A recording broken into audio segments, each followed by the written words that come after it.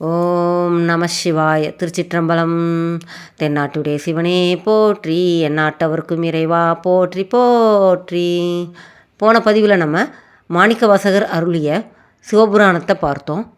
அடுத்ததாக திருஞான சம்பந்தர் அருளிய கோளறு பதிகத்தை பார்த்தோம்.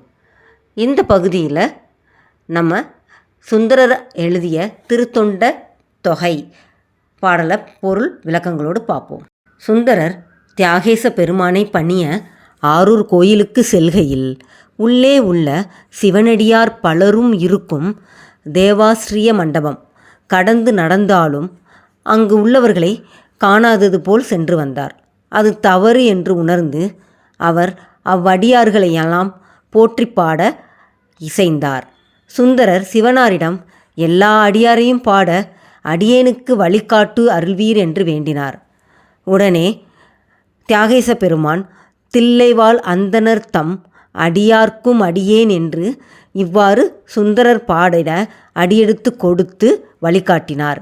அதைத் தொடர்ந்து சுந்தரரும் திருத்தொண்டர் தொகையை தன் செந்தமிழ் நடையில் பாடினார்.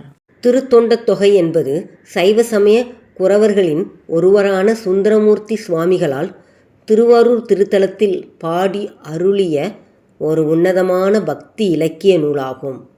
இந்நூல் முழுவதும் சிவபெருமானுடைய அடியார்களின் சிறப்புகளையும் அவர்களது ஆன்மீக மேன்மையும் பற்றி குறிப்பிடுகிறது.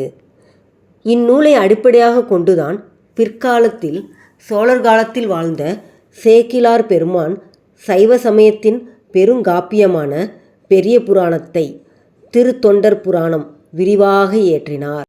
திருத்தொண்ட தொகையில் 60 தனி அடியார்களும் மற்றும் 9 தொகை அடியார்களும் குறிப்பிடப்படுகிறார்கள்.